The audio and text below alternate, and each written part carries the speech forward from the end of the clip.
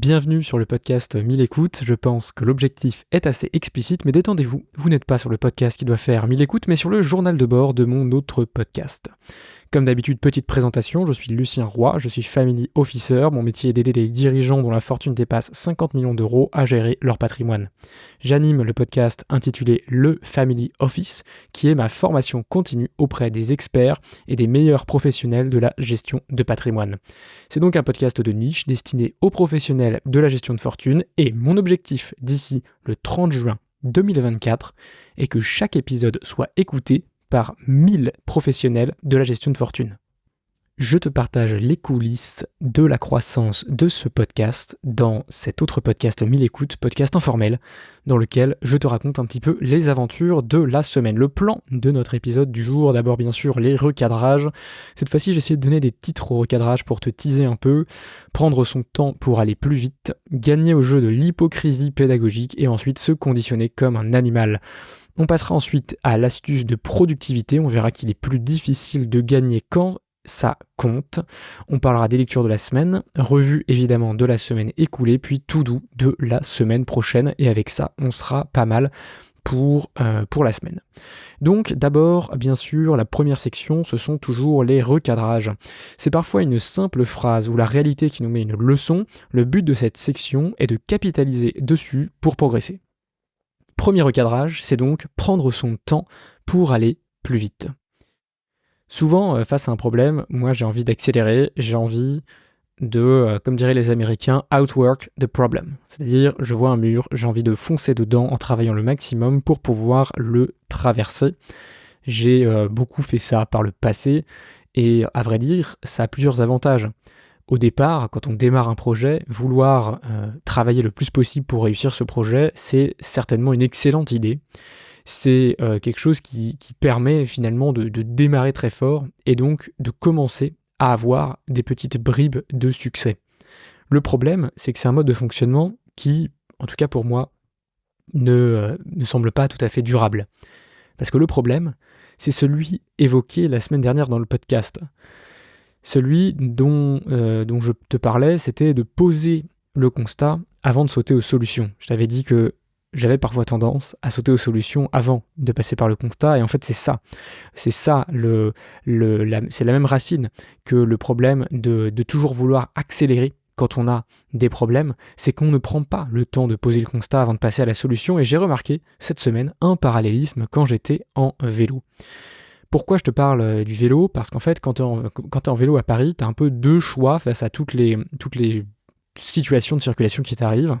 Soit c'est de ralentir pour laisser les choses se passer devant toi, soit c'est d'accélérer pour éviter la situation et la mettre derrière toi. Jusque-là, rien de très original. Sauf que, pour accélérer et mettre la situation derrière soi, il faut mettre tout d'un coup des grands coups de pédale et aller le plus vite possible, en tout cas à la bonne vitesse, pour éviter le problème. Et ce que je me suis dit, c'est que peut-être que en ayant un comportement particulier à vélo, par exemple celui de prendre plus mon temps, ça allait peut-être m'aider aussi dans les situations du travail qui peuvent être stressantes, qui peuvent être demandantes, à prendre un peu plus mon temps pour prendre du recul et analyser. Alors maintenant, j'essaye, à chaque fois que je suis sur mon vélo, de très consciemment me dire « Ok, non, tu ralentis ». En fait, le seul mot d'ordre que j'ai à vélo aujourd'hui depuis une semaine, c'est toujours de ralentir. C'est toujours d'aller moins vite, c'est toujours de prendre un peu plus de temps, prendre un peu plus de recul. Alors d'abord, je pense que c'est plus sécurisé de faire ça en vélo, mais surtout, c'est un petit peu comme... c'est une citation que j'avais entendue il y a longtemps qui, je pense pas qu'elle soit d'une portée tout à fait générale, mais en tout cas, c'est une citation américaine qui dit « The way you do one thing is the way you do everything ». Donc la façon dont tu fais une chose est la façon dont tu fais toutes les autres. C'est une façon finalement de dire que si tu es feignant dans un domaine de ta vie, probablement que tu es feignant dans tous les autres. Et c'est vrai que ça se vérifie parfois, mais pas toujours. Et en tout cas, le but de ce recadrage, prendre son temps pour aller plus vite, ça va être dans les prochaines semaines d'essayer de vraiment, dans toutes les situations possibles, avoir en tête le mot ralentir pour prendre du recul. Pas ralentir dans le sens on arrête d'agir, on s'arrête sur la bande à urgence, mais plutôt ralentir dans le sens prendre du recul. Et d'ailleurs, peut-être que c'est ça que je devrais changer. Là, tu vois, je me rends compte en te parlant. Je devrais peut-être pas me dire de ralentir, mais me dire de prendre du recul. Parce que ça, c'est probablement de la sémantique, mais ça compte beaucoup, je pense, dans cette petite croyance. Donc je vais essayer, suite à ce podcast, de non pas me dire de ralentir, mais de prendre du recul, parce que c'est ça qui va permettre, je pense, de faire les meilleures actions possibles et surtout de durer dans le temps, parce qu'on peut choisir d'accélérer en permanence. C'est ce que j'ai fait avec le podcast pendant un moment, ça a apporté quelques résultats, mais bon, ça se tient pas sur la durée, et puis au bout d'un moment, on finit par un peu perdre sa motivation. Donc prendre du recul permettra aussi de ne pas perdre cette motivation que j'avais perdue, raison pour laquelle j'avais lancé ce podcast. Deuxième recadrage maintenant, gagner le jeu de l'hypocrisie pédagogique. Ça fait partie de podcasts que j'ai écouté cette semaine et qui m'a vraiment touché parce que j'ai eu une situation exactement similaire dans ma vie professionnelle en même temps. C'était l'histoire de, je crois que c'est un grand basketteur américain, il me semble que c'est Michael Jordan, qui disait que chaque soir de match, il se sentait obligé d'être le meilleur possible. Même s'il était contre une petite équipe, même s'il était dans une petite ville, même s'il n'y avait pas vraiment d'enjeu ce soir-là, et ben pour lui, il avait envie de se mettre en avant et de réaliser son jeu avec la plus grande maîtrise possible. Et comment est-ce qu'il justifiait cela ? Il le justifiait en disant que dans le public, il y avait probablement un petit enfant de 10 ans qui n'allait jamais le revoir jouer une seule autre fois dans sa vie. Et donc pour cet enfant de 10 ans, Michael Jordan, ça allait être ce match. Ce match dont il allait se souvenir toute sa vie, ce match qui allait définir sa vision et son avis sur le plus grand basketteur de tous les temps. Et ça peut paraître un petit peu abstrait quand on n'est pas dans une condition de performeur, on va dire, devant un public. Mais en réalité, dans les métiers comme le mien, c'est très important. C'est très important parce que chaque client, quand il vient me voir, il entend ce que je lui dis bien souvent pour la première fois. Et même si pour moi, c'est quelque part évident, c'est simple, il n'y aurait pas besoin de s'attarder dessus. Peut-être que je trouve que c'est pas spécialement important émotionnellement.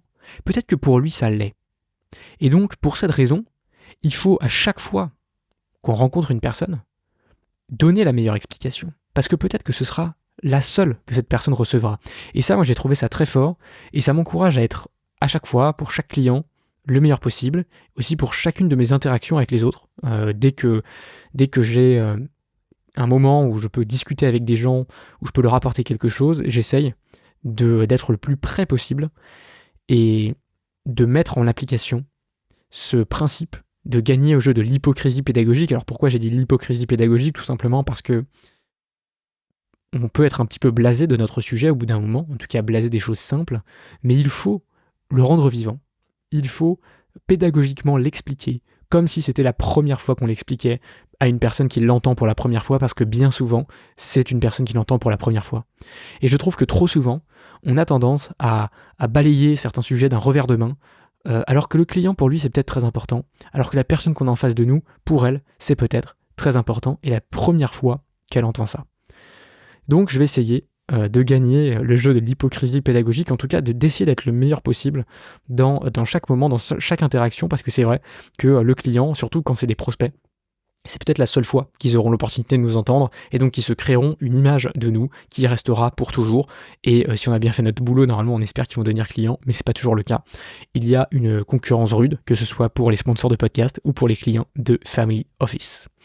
Donc ça c'est une leçon que je vais essayer bien sûr de continuer à appliquer dans les prochaines semaines, de toujours être au niveau pour les personnes avec qui j'ai la chance d'interagir. Dernier recadrage, se conditionner comme un animal. Pareil, j'écoutais ça dans une vidéo très intéressante qui disait que finalement c'était une femme qui demandait, qui disait j'ai beaucoup de mal avec la procrastination, j'arrive pas à agir, j'ai plein d'idées pour créer des choses, mais je sais pas comment y arriver, je sais pas comment aller plus loin, je sais pas comment me sortir de ma situation. Et là, la question, elle m'a d'autant plus touché que c'est une question que je posais parfois à mes clients il y a quelques années, quand j'étais coach en productivité. C'était de dire, c'est quoi le bénéfice que tu retires de procrastiner? C'est quoi le positif pour toi dans cette situation? Et c'est pas une question à la con, entre guillemets, pour juste avoir une réponse avec de la pensée positive. C'est une question bien plus profonde qu'il n'y paraît, parce qu'effectivement, chacun de nos comportements est dicté par un intérêt.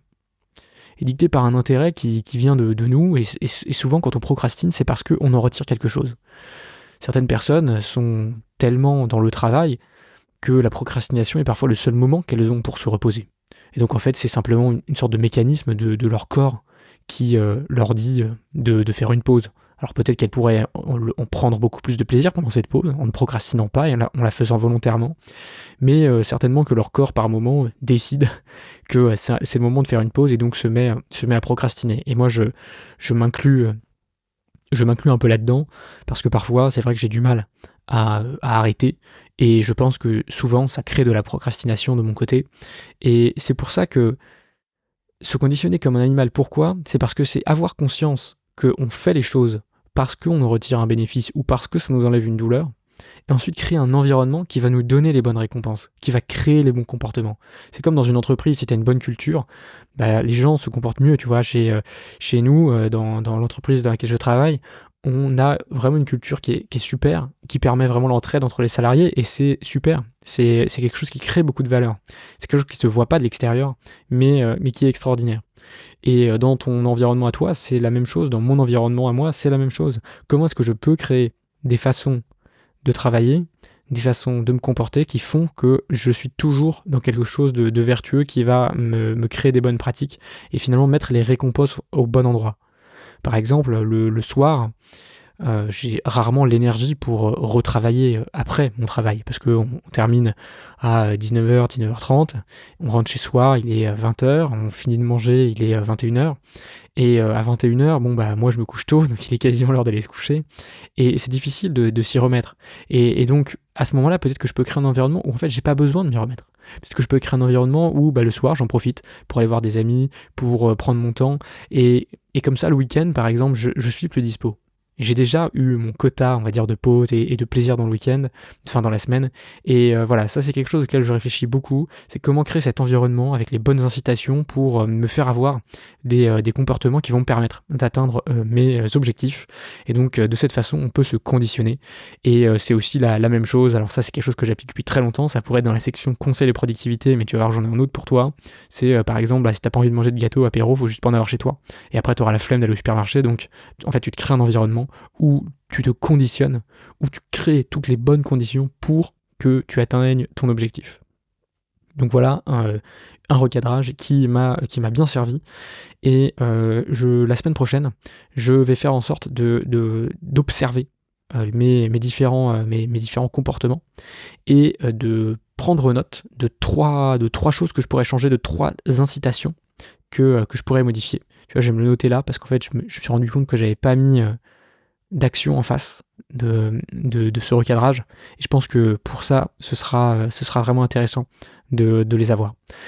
Maintenant on va passer donc à l'astuce de productivité. Donc section astuce de productivité, j'ai coaché des entrepreneurs pendant 5 ans sur leur productivité au travail, donc je capitalise sur mon expérience pour atteindre les 1000 écoutes en parallèle de mon métier de family officer, et je t'en fais en profiter dans cette section productivité. Cette semaine, c'est presque un recadrage en fait, ce conseil de productivité, il est plus difficile de gagner quand ça compte.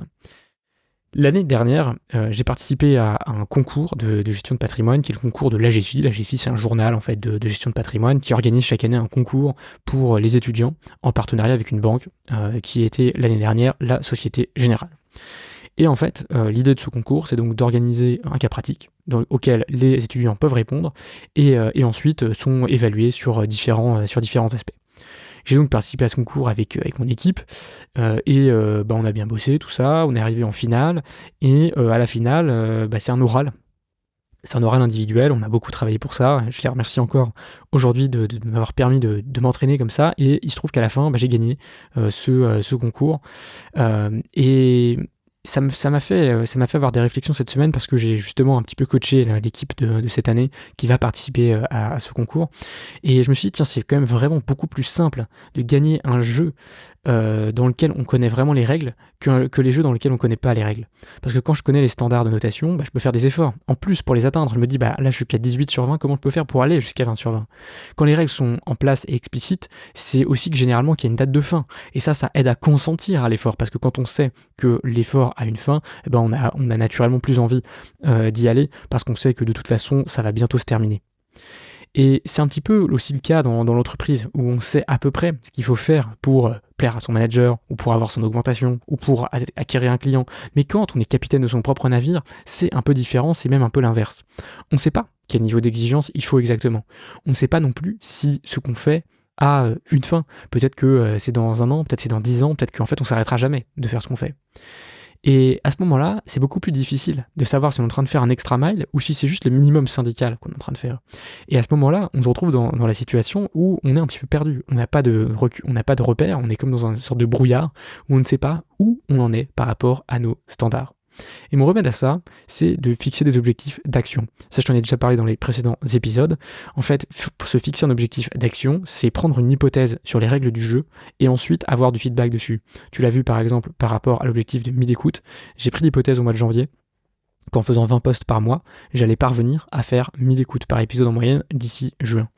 Et là, je mesure ça en ce moment, je fais ces 20 posts et je regarde si ça fonctionne ou pas. Et donc en faisant ce test, j'essaie de découvrir finalement les règles du jeu et de pouvoir ainsi moi-même avoir les bons standards pour pouvoir atteindre cet objectif. J'ai donc besoin de créer des règles claires pour avoir une direction et pour pouvoir justement atteindre l'objectif grâce à en transformant un petit peu ce jeu infini, parce que finalement créer un podcast, créer une entreprise, c'est un jeu infini puisque on ne sait pas, il n'y a pas de façon de gagner le podcast. On peut pas gagner en podcast, on peut pas gagner au jeu de la vie non plus. Et donc c'est intéressant de quand même se créer des règles pour créer des petites frontières qui vont nous donner des repères et ne pas nous laisser dans un brouillard total.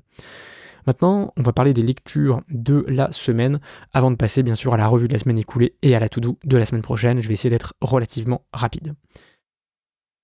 Les lectures de la semaine, c'est donc 2-3 ressources pour prendre de la hauteur et donner de meilleurs conseils à nos clients, pour en finir avec la dictature des news en continu.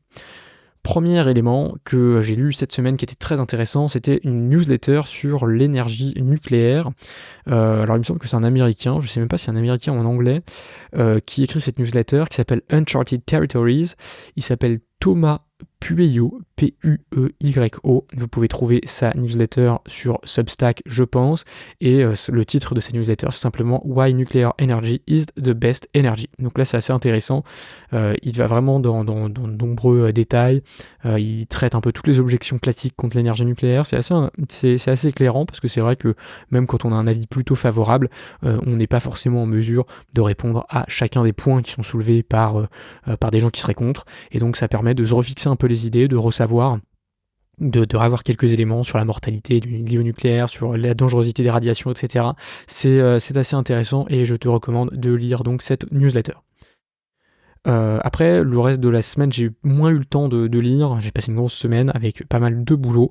Je suis simplement en train de lire un bouquin sur Marx avant de lire Le Capital, parce que, comme je te l'ai dit, je trouve que c'est intéressant de se questionner sur les fondements de notre société actuelle. Et là, du coup, en ce moment, je suis dans un mood où j'ai envie de lire Marx pour découvrir tout ce qu'on m'a pas appris dans ma prépa éco et voir un peu qu'est-ce qu'il disait en fait, parce que c'est vrai que c'est un auteur qui je pense est un petit peu caricaturé et j'aimerais bien savoir un peu plus ce qu'il pense, parce que le fait qu'il ait autant duré, il date quand même du 19e siècle, si je me trompe pas, et donc il a quand même duré quelques centaines d'années déjà, c'est pas mal, donc ça veut dire que ses idées devaient pas être si mauvaises que ça. Donc je vais essayer de lire ça et de voir un petit peu qu'est-ce que j'en retire. Ensuite, revue de la semaine écoulée. Donc là, le but, c'est de reprendre la to-do de la semaine et de te partager mes avancées et tests pour développer le podcast.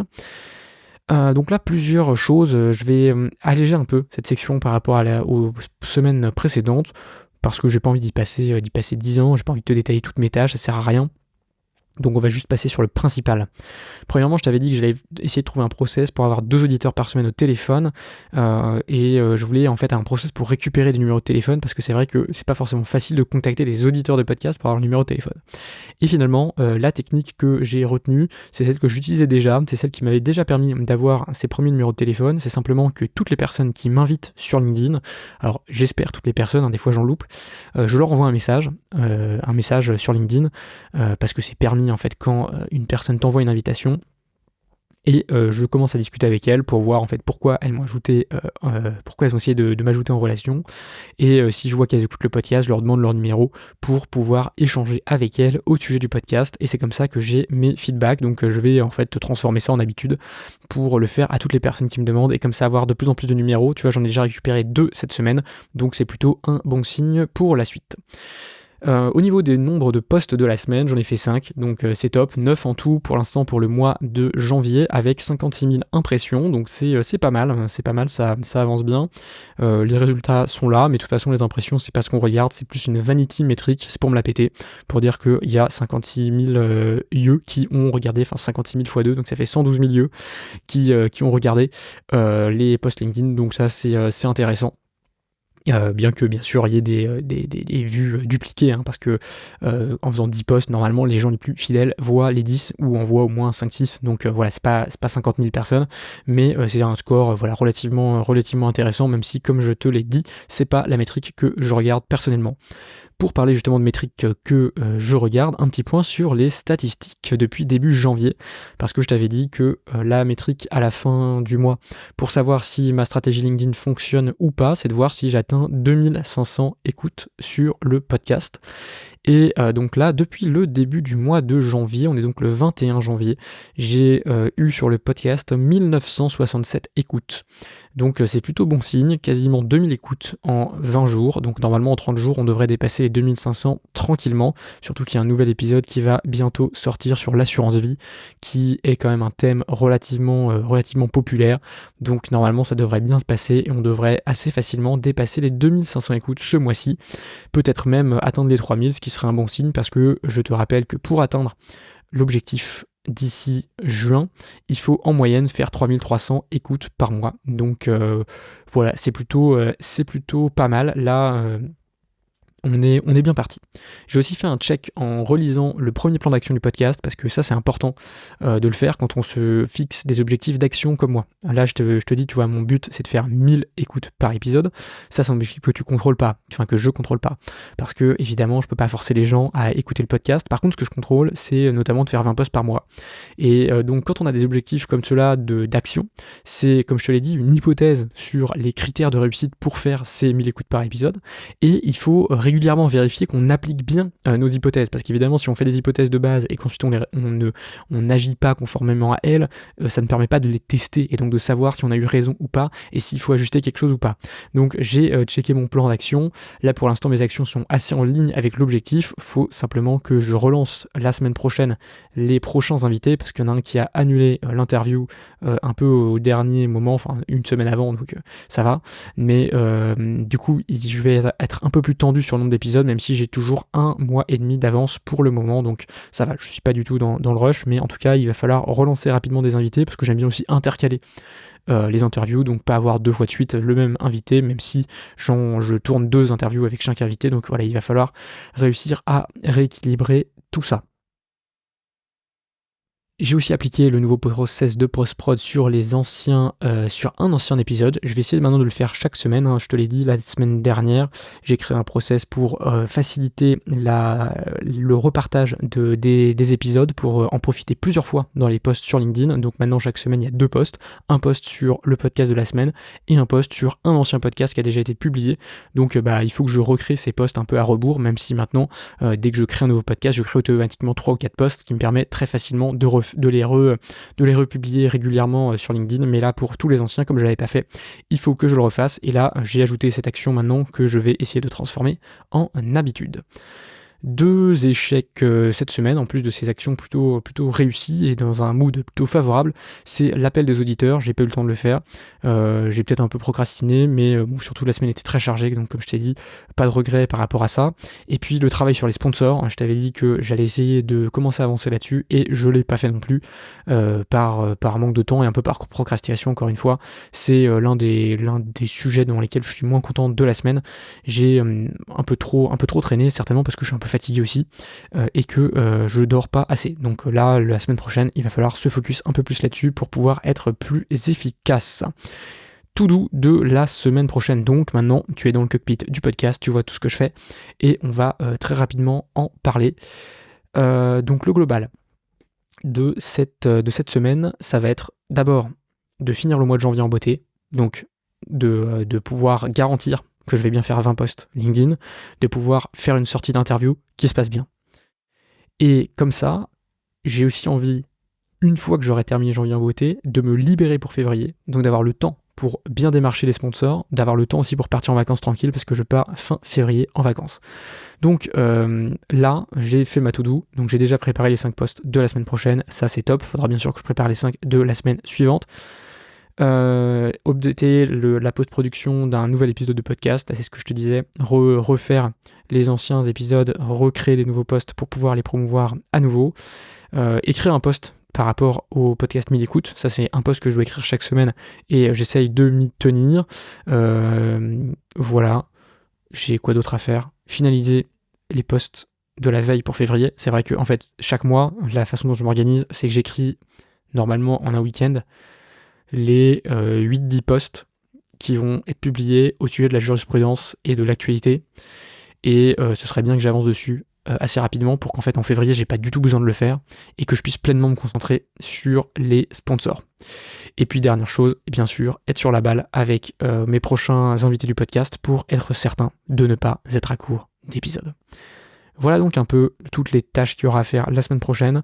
Ça va être encore une fois une semaine assez chargée, donc je vais pas faire trop de choses, mais je vais essayer de bien avancer. Et là, si j'arrive à me prendre bien de l'avance pour février, ça va être vraiment top, parce que ça va me permettre d'aller à fond dans les sponsors et d'en trouver au moins 1 ou 2 au mois de février. Ça, ce serait vraiment l'idéal. Donc voilà pour cet épisode de 1000 écoutes. Je te souhaite une excellente semaine de travail. Je vais moi-même m'y remettre, certainement un peu de lecture pour ce soir. Et donc je te souhaite très très bonne soirée.